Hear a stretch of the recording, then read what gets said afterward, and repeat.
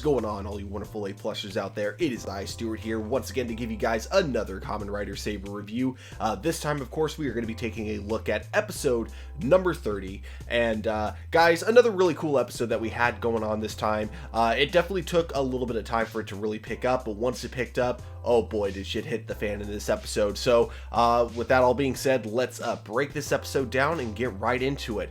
First of all, I want to talk about that really incredible heartwarming opening where Rintaro was basically giving his apologies to the rest of the team for, you know, taking so long to really see the corruption within the within the sort of logos. And I absolutely love how it's just it takes no effort for the team to forgive them. It's like, yeah, you didn't even have to ask. We already forgave you, you know, before you even asked us to. And it was just an absolutely sweet moment, and it's followed by a really cool scene that kind of harkens back, I believe, all the way to episode 2, that desire that Rintaro has to try some sweets, but at the same time, he's always trying to act super disciplined, so he doesn't want to give in to his temptations or anything like that. Definitely, again, a really sweet moment, and I absolutely love how it's not a challenge for anyone within the writers to forgive him, especially because it would be extremely hypocritical if any of them held a grudge against him, especially because, you know, they themselves didn't exactly side with Toma from the beginning. Like, sure, it took Rintaro the longest out of all of them, but it's not like any of them are any less guilty of, you know, not listening to Toma as well. We also see with Sophia being back, you know, she's now able to alert the team whenever a new monster is on the loose, so that's also nice. And what's really cool that they bring up too about the benefit of Rintaro taking so long to really come back to the Kamen Riders is that now they know that Master Logos is kind of the main reason that there's corruption within the sort of logos, and they would have known that had Rintaro not tried to confront him in the previous episode. One thing that did surprise me about this episode, kind of, but not in a bad way, just I thought with the way they ended things in the previous episode, Toma was going to be out for the episode, you know, something that a lot of shows do to give some actors like a break, and I thought his injury was going to be like an excuse for the actor to have the day off or something like that. But no, he's immediately back in action, which makes sense because we know that Yuri is able to heal people, so I guess they use Yuri's healing abilities to heal Toma back to shape. So it is cool because I was prepared for an episode without Toma, but we didn't have to get that. We had plenty of Toma in this episode, and we'll get a little more into that later on.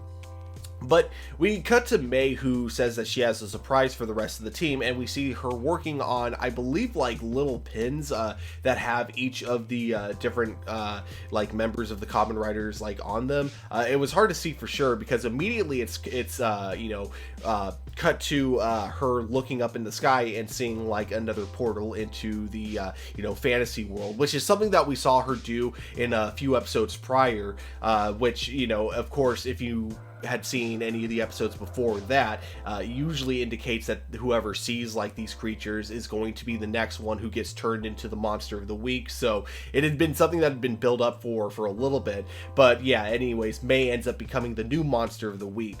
Before the other writers are aware of this, they all try to strategize how to go about fighting essentially 3 different wars at the same time, because remember, they got Kento, who's currently doing his own thing of trying to seal up all the Sabers, and then you also have the villains that were, you know, the main villains in the beginning of the series, and then not to mention, of course, you have the sort of logos themselves, which are now also going to be an antagonist for the rest of the series. So they each kind of split up in this episode, each with their own goal in mind, with Sophia deciding that she needs to talk to Kento, with Ogami deciding that he needs to talk to Ren, and then Yuri needing to talk to, as he refers to, his friend, but we all know that is Tassel that he's referring to, and hoping to gather them all together so they can come up with a better strategy, you know, but of course it's probably not going to be as easy as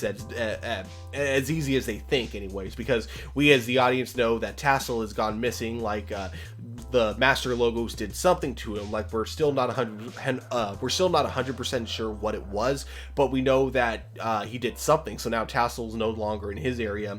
And then we also know with Ren that he's just incredibly conflicted because, not only has he, a lot of the people that he's looked up to left the Sword of Logos, but then you have Kento himself, who's also doing his own thing. And Kento is kind of the one person that Ren would have listened to no matter what. And, no matter what path, Kento would have gone down, Ren would have followed him. So now seeing Kento on a completely different path that Ren never would have seen coming, he's more conflicted than ever. So we know that, Ogami trying to convince him to join the other riders is going to be a challenge in its own way. And then, of course, with Sophia confronting Kento, the whole thing where he is so sure right now that this dark future that he's seen several times is inevitable. So, with that all being said, our heroes have a tough journey ahead of them, to say the least. But then we do cut to the monster of the week, and Rintaro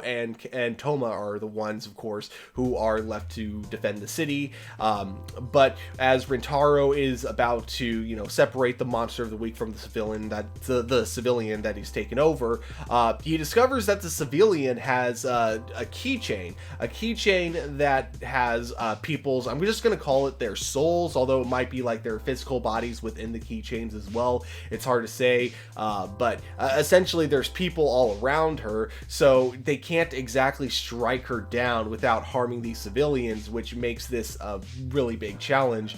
And it's even worse when they find out that the monster of the week is actually Mei, and it adds that whole another layer to it. So we cut to Yuri because they're trying to get a hold of him, but unfortunately he's already, gone on his quest to look for Tassel, so he's nowhere to be seen. And we then cut to Ogami trying to talk to Ren, and then we see that Desta is there. I believe that's Desta, if I'm not mistaken. Kind of the one villain that's kind of doing his own thing that I honestly keep forgetting exists in this show. But yeah, he's trying to convince Ren that he has a way for Ren to get stronger. So I am really curious to see where this goes later on. But Ogami shows up and apparently didn't see him at all, because immediately when Ogami shows up, he just disappears. And he tries to convince Ren to come join the other riders, but then, Ren kind of tries to use Ogami's words against him by saying, hey, you're the one who told me to make my own decisions in life. This is me doing so. Even if his decisions just doesn't really take him anywhere, it's still technically his decision. But Ogami isn't really holding it against him, but of course he is calling him an idiot for, not seeing the danger in front of him when it comes to the Sword of Logos. But regardless, you can definitely tell that it's going to be kind of the same thing with Rintaro. The moment that Ren actually decides that he wants to, return to the other riders, it's not going to be that hard for them to forgive him. And I think, it's especially going to be easy for Ogami, because I feel like Ogami, the reason he was the one who wanted to go after Ren is because he definitely knows exactly how Ren is feeling, because of course, just like Rintaro, both Ren and Rintaro were super dedicated to the Sword of Logos, and Ogami being the oldest out of all the riders, he knows that he's probably honestly the one who feels the most betrayed from seeing the corruption within the Sword of Logos, because he's probably been in there the longest. I mean, maybe not as much as Rintaro, but definitely more than Ren, but unfortunately one thing that he has that Ren doesn't is, the experience, so he's able to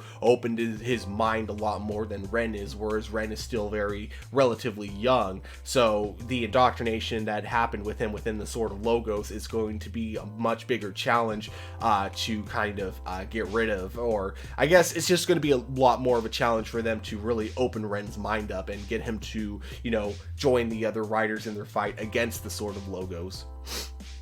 We then get probably one of the best performances by Mei's actress in the entire series.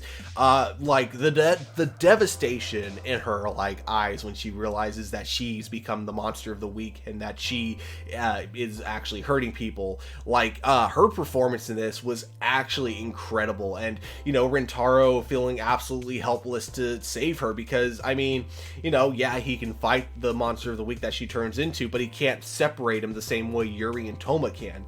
He definitely tries to, but unfortunately his sword just doesn't glow the same way theirs do. So this situation is made so much more stressful because you have him trying to cheer or trying to comfort her, but immediately they are both attacked by Zuos, who's just trying to make things even worse for Rintaro. And on top of that, on top of Zuos, you know, turning Mei, someone really close to Rintaro, who I would debate they're actually starting to have like feelings for each other. You know, I wouldn't be surprised if they ended up together by the end of the series, just saying. But you know, not only does he use that against Rintaro, but then immediately as he starts battling, he starts reminding him, hey, remember how I killed your mentor all those years ago? And just completely starts taunting him about it over and over. And if that wasn't bad enough, Mei then turns back into the monster of the week. So Rintaro kind of has his hands full. And like, while that's all going on, we have Kento just like on the building right across from them, just watching the whole thing play out, doing absolutely nothing about it. You have Sophia trying to connect with him, trying to understand what it is that he's trying to achieve, you know, and he just kind of says, you know, the future is inevitable unless there's really only one way to prevent it, you know. And I like how Sophia asks him, is this really what you want? And it's like, of course it's not what he wants to do. It's just he's doing what he believes is necessary. You know, and it's tragic. I do have one little bit of a complaint about this scene though, because we cut to Kento and Sophia talking on the roof, and when we cut back to the fight with Rintaro and Zuos, suddenly they're on the ground, and when they start fighting on the ground, my immediate assumption was that this was a flashback to a previous timeline that Kento had seen, but no, this is the current timeline. And you know, I guess we're supposed to assume that somewhere in the fight between them cutting from that fight to Kento monologuing to back to the fight, we're supposed to assume that maybe Rintaro got knocked onto the ground. But I don't know, it seems a little bit far-fetched for me. I do wish we had at least something to show how they got there, how they got to a completely different area, but I don't know, that's just me. Eventually Toma does come to help though, which is good because Rintaro is... to me, it's not that Rintaro isn't skilled in this episode, but he's so clouded by his judgment and just clouded with emotions that, you know, he's so used to me, Rintaro, when he's a fighter, he always fights without emotions. He always fights, you know, with his mind, not his heart, which is very different from how all the other writers fight. But because his, you know, mind is, you know, just totally, he's so full of emotions currently, he doesn't know how to fight with his mind in this episode. And since he's never really fought with his heart before, he's just not doing really well at all, and he's just constantly getting his ass kicked. So Toma luckily comes in to rescue him, and he's taking down both Zuos and the Monster of the Week, but even Toma isn't able to take down both of them on his own. So we get, you know, the real heartbreaking moment at the end where essentially Toma has to make a decision. He has to either separate Mei from the Monster of the Week, or as he's about to strike her down and separate the two of them, Zuos is about to finish off Rintaro, and that's when Toma goes in to save Rintaro instead of Mei, and this does not sit well with Rintaro. But you know, the thing is, I do agree with Toma's decision because there were a few factors into why he chose to save Rintaro. It wasn't just because he chose him over Mei. It's a lot more complicated than that. It's more because, you know, just because they still have time to save Mei. Wow, sorry, I worded that terribly. They still have time to save Mei. It's not like she's permanently become the Monster of the Week yet. Like, yeah, that time is running out, but they still have it. It's still out there. Whereas if he waited to save Rintaro, it would have been over for him. Rintaro would have been dead, and that would have been it. The other factor is too that we still don't know if striking down Mei would have been a smart choice, because again, she still has the other people trapped in like those keychains all around her. So for all Toma knows, he would have ended up striking them down as well. So, you know, it was definitely a very tough decision for Toma, but it was also one that he had to make in the heat of battle. So, of course, he saves Rintaro, which I personally would have done the same thing in that particular moment. But, of course, Rintaro sees it as Toma choosing him over Mei, which he's not happy about. Because, again, I still stick with the idea that Rintaro and Mei definitely have feelings for each other, and I really hope this actually plays out at the end of the series. I'm definitely rooting for the two of them for sure, but you know, because of this, he's definitely not happy, and especially because he's the one who had that conversation with Mei right before she turned back into the Monster of the Week, when she was really upset knowing that she was hurting people, and you could just tell that, you know, Rintaro felt completely useless, not being able to do anything to save her, and so the one person that could save her chose not to in that moment. So, you know, real heartbreaking moment for Rintaro for sure, and I really hope he doesn't hold this against Toma, because we're finally seeing them fight side by side again, and I don't want that to go away in the next episode, but at the same time, if it does go away in the next episode, it would kind of make sense for his character. I'm hoping not, though. I'm hoping things get resolved soon, but, you know, this was definitely a really tragic turn for the episode, but overall, guys, I thought this was an excellent episode for sure. You know, and I think with Ren, I'm really kind of curious to see where that story goes and how long it lasts with the whole thing about Disaster trying to get to him. I'm really curious to see where that goes, and if Ren just becomes like a new antagonist for the writers, as if they didn't have enough antagonists going on currently. Now they have to deal with Ren as well. So I'm really curious to see how all that plays out. But, you know, so other than that, really good episode, guys. But of course, at the end of the day, these are just my A+ opinions. We here at A+ Opinions always want to know what you guys think, so definitely let me know in the comments below if you guys enjoyed this episode as much as I did. Definitely hit that like button, subscribe to our channel. But guys, above all, just remember to keep it A+.